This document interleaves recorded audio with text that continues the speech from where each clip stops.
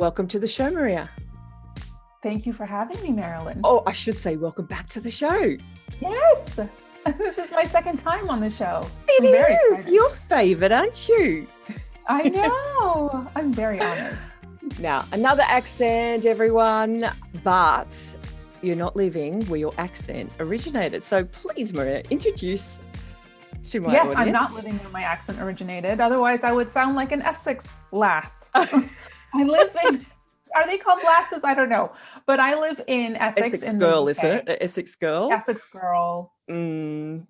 I mean, I do not have an Essex girl accent. Nothing against Essex The English girls. know about what that phrase means. Sorry, Essex girls. They have a charm all their own. I do not have that particular charm because I was born in New York. I lived there till I was 11, so I can't get rid of this New York American whatever transatlantic accent. It's here to stay. But I'm from New York. I'm Greek, and I now live in Essex, UK. My husband dragged me here, but I'm happy. We're happy. It's good. And share the world, what is it that you do? So I help women start out as virtual assistants, and I help them grow their service-based businesses through my membership, the Inner Circle for Virtual Assistants, and I do coaching and I have programs as well. So anything virtual assistants, I'm your gal.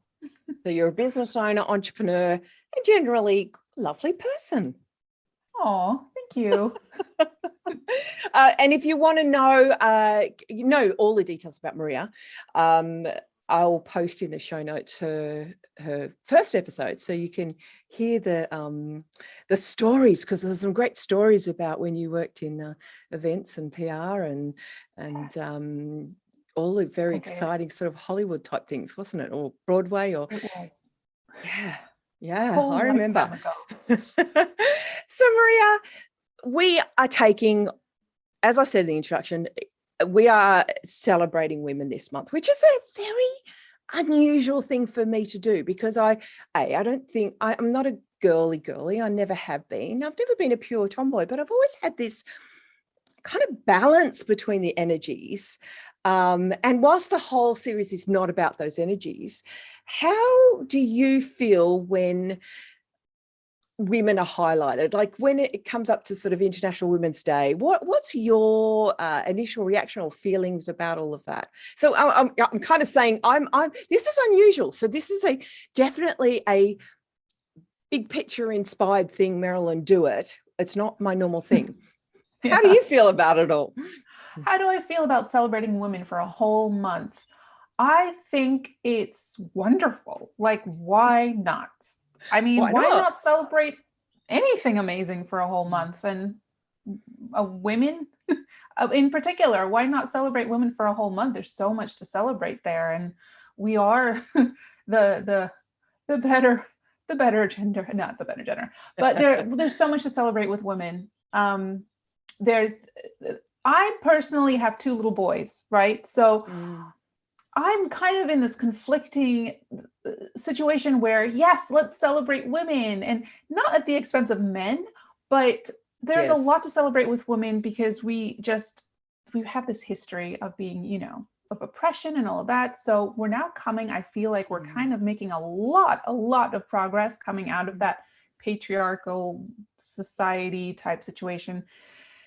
We're making a lot of progress, and we should celebrate that. And we should really allow women to not feel ashamed or feel conceited or for showing up and showing off. Like you were talking about this earlier with me, like we shouldn't be showing off. It feels weird to show off, but why not show off? We have so much to show off as women and as individual people. There's a lot for us to show off, and it's fantastic for you to give us this platform to kind of just like unashamedly show off. Like we are here to show off, and that's okay. And show off each other. And show off each other, because it's often with girls. And, I have been talking to guys about this, and they're going, why would you do that? Men don't seem to get together and celebrate men. And I go, yeah, and that's often the icky part of it. But I think us girls need to. We need to bolster each other up. And instead of competition, comparison, which girls believe we do it, don't we? We do it. Let's show It's each funny other that you off. say that. Yeah. If it was the other way around and men were showing each other off for a month, that would not go down well. That would not go down well at all, I don't think. It's because for thousands of years men have been showing each other off. So and women haven't had that luxury. So now it's time for us to take ownership and take control and show each other off. And I think there's a key difference to that there as well that you've highlighted, is that actually men are very good at showing off themselves. Not always in the arrogant sense, but they're very comfortable with that. Whereas women, yes, we have influencers and Instagram has made that sort of, but there's still a deep insecurity about showing ourselves off but we naturally are comfortable with highlighting others. We are naturally comfortable highlighting others. Because I feel like we're constantly told this narrative, not this narrative, but like we're constantly encouraged, we need to stick together, sisterhood is over competition. Because if we don't do it for each other, no one else is going to do it. And I'm going to kind of be spitting out cliches here, but when one boat, when the rising tide lifts all boats, and kind of. I'm glad you brought that one up. We're the women banding together. We are a rising tide, and if we band together and support each other, we can make a real difference. And I think more than anything, raising boys, I think it's important for boys to look at women doing this. To look at women being proud and not being afraid to show up and be confident and show off their achievements. It should be not frowned upon, because as little girls, we're kind of always told, don't show off, be modest and kind of like demure. It's seen and not heard. And not heard, exactly. And but no, that's we've had enough of that, and it's time for us to kind of just take what we're due, take what we're owed, and show up in the way that the amazing way that we are all showing up, because it's happening. And it's true. The facts are there is gender inequality still in the world. It's massive. It's big. It's underlying a lot of our thought patterns and generations, and it is there. Even though in our generation we've seen vast improvements and progress in that area. Maria, you're in an industry that is traditionally feminine, or no, I'm going to rephrase that, female. And I can remember growing up, there was, the options as women. We were teachers, we were secretaries. Yeah. I don't think we call them that now. Now we're kind of, I guess the modern day, like an executive assistant. Or... Yeah. The modern day equivalent is kind of a virtual assistant, which is your speciality. Can you speak into that? How have you found that? This is a very open-ended question, but is it mainly women that you have doing this role? And is there a hangover from that's just what girls do? That, first of all, I've chosen to work primarily with women, female business owners. I've chosen to do that because I love working with women. I love supporting women. I love encouraging women. It's just a different energy when there's all women in the room, for better or for worse. I personally have chosen to do that. Now, whether this industry of virtual assistants is kind of more naturally suited to women, I'm going to go out on a limb and say, for the most part, yes. For the most part, yes. I kind of want to rein it back a little bit and kind of say virtual assistants is kind of so much more than just being a secretary. I feel like we need to redefine that term a little bit, or even rename it altogether. A lot of the people that I work with, they are business owners. They are women who own their own businesses. So they're not just assisting. They're strategizing in their business. They're making real impact. So they're not just assistants. That's true. It's a terrible term for something that is a little bit more complex than that. Yeah, I and mean, there's different, it's holistic. such a really wide Mm. reaching term. So yes, you have kind of the normal assistants that kind of do the everyday repeatable tasks. And then you have the more experienced, more strategic kind of members of your team that you can hire. So yes, it's a very wide reaching term. But in terms of the people who are best suited to kind of that kind of role where they're kind of assisting and supporting kind of a bigger company or a bigger, a bigger business owner, maybe I'm going to get a lot of flack for this, but I feel like women naturally are very detail. Many of them are very detail oriented. They are naturally nurturing. They are really good at creating relationships, and all of that. Those qualities lend themselves really well to being part of a team and supporting others. So coming from that perspective, yes, I think women naturally gravitate to this sort of business. But whether I'm right or wrong, I'm not sure, but I've seen that myself firsthand, how well women work in these kinds of roles. You live in a family of boys.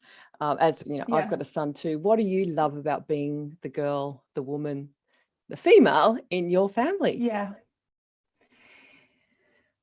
What I love about being the female in my family is there's a lot of pressure, or I'm taking on this responsibility basically of showing my boys how to treat women properly, how to appreciate women. And it all starts at home, doesn't it? The way our generations are going to develop in the coming years and how women are treated, it all starts at home. So if we want to see significant change in the future, we have to make it happen in our homes first. Yes. So there's a lot of responsibility there, but it's also a fantastic opportunity. And it's ingrained in every part of our lives. And our gender roles with my husband and I, the traditional gender roles, do not exist in our home. We are equal partners in our home. Yeah. My husband does just as much as, probably more than I do in the home. He does all the cooking. He does all the pickups, school pickups, and bedtimes and bath times, and we're equal. And I do the same. I'm probably a little bit lazier, and he does a lot more of it than I do, but he is just as involved in our children. And that shouldn't be a weird thing at all. That should not be a weird thing at all.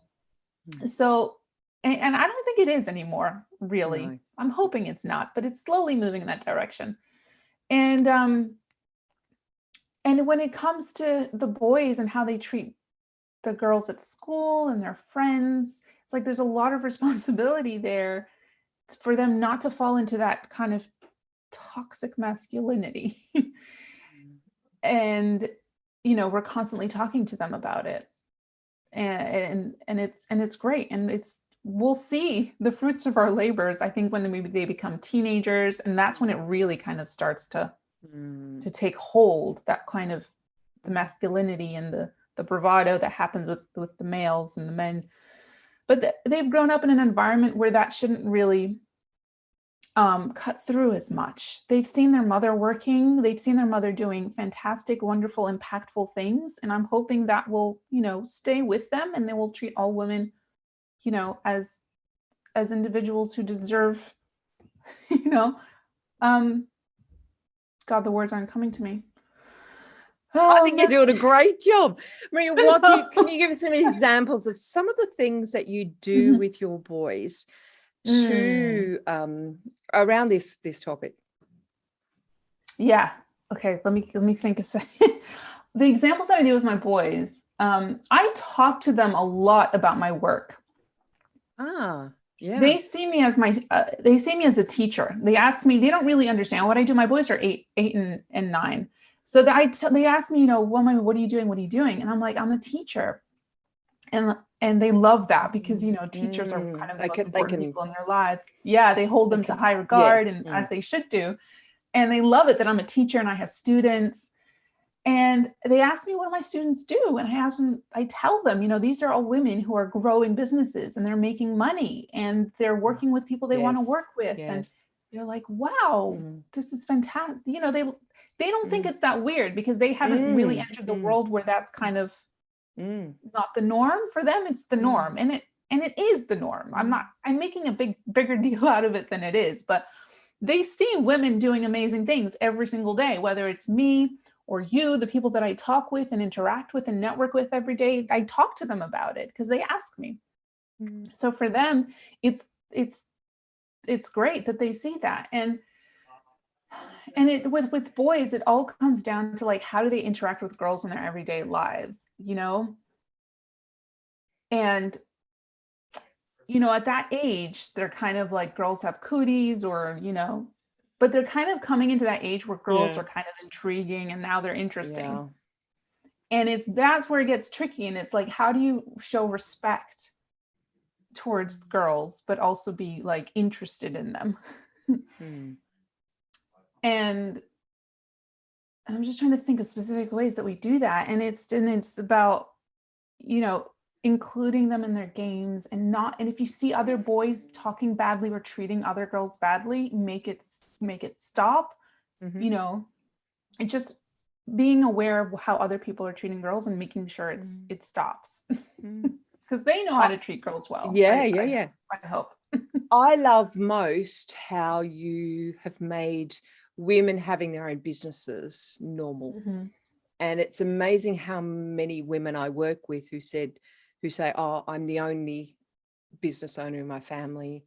I'm the only person who's ever been an entrepreneurial. And that brings battles in itself, is that, their family perhaps want to understand, but that's not the traditional path for a woman, is it? Yeah. And owning your own business is not, it's tough for a woman. It's tough. And it is. And especially, and it's so funny how we're just one generation away, like my parents, who kind of think that's weird. And so I have hope for this generation, my boys, that it will be completely normal, and female business owners will be given the same opportunities. They will be, or not even just business owners, women in the workplace will be given the same opportunities, the same pay, the same, all of that stuff. And it won't be weird. We won't be talking about gender pay gaps and all of that stuff. There's so much we're still battling with. Like, when I really start to think about it, like, it's awful. I mean, from things like maternity leave in the US and childcare support, and women having to make this awful decision between raising children or working. And it's just, things are not in our favor at all. And it's insane that that's still holding us back, and that needs to change. But there's so much keeping the government in America and wherever just stuck to that.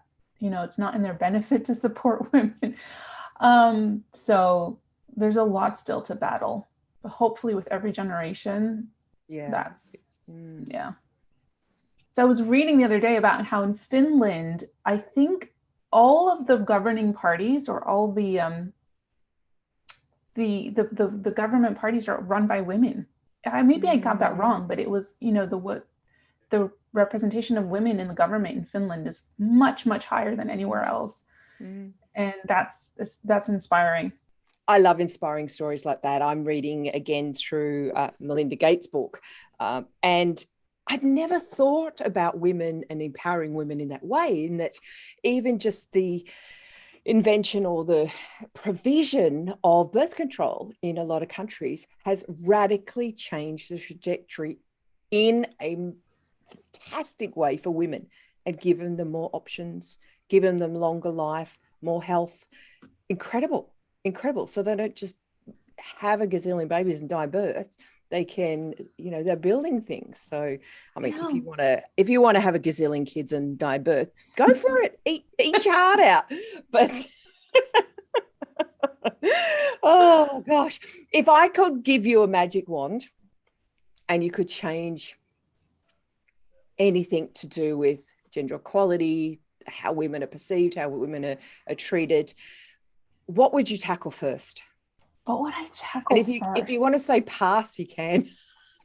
can go on to another question. I mean, I don't know where to. I feel like this is such a deep question. Like I have one opportunity to make everything right. Yeah, just one. So don't blow it. No, just okay. What would we tackle first? A magic wand. Oh, hold on. I know I'm taking up your time. This No, is getting cut out, right? Hold on.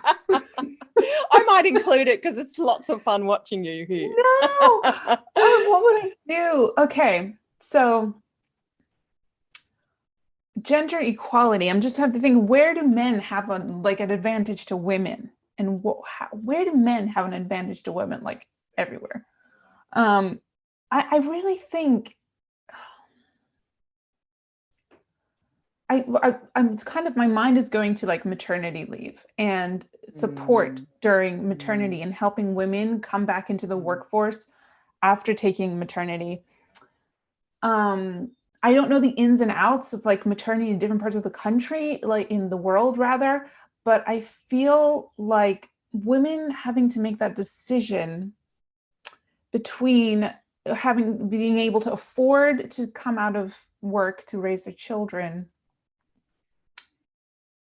Basically, I want women who have babies to make it easier for them to go back into the workforce and not have to worry about that. Worry is going to be there. You lose your self-confidence when you have children, right? Like you get mommy brain. You're like, who's going to hire me? I've just had a baby. My mind is everywhere. I've had like a big gap in my resume. Like I want women to come back stronger, because women, after they've had babies, my goodness, focus, multitasking. They're just so much better. Like having had a baby made me a much better business owner. Yeah. And like that is such a wasted resource for countries and companies. Like, oh my goodness, welcome these women back with open arms, because they're going to make your business 100 times more efficient and better. Welcome these women back. And I want to make that easier for them. And I feel like women, they need proper maternity leave so they can grow with their babies. They can be with their babies. They need to get paid for that time and not have to worry afterwards. Whatever that looks like, I feel like that needs to be made easier for women. That's perfect answer. And I think, not that there's any correct answer, but I think there's a lost opportunity there of something you've just raised, which is is that women do have such strength. I mean, we've given birth to humans. We've grown a human. I mean, that's pretty awesome. Yes, I know. I know. That's, when you think of it when you think of business in an organic sense, we are the perfect.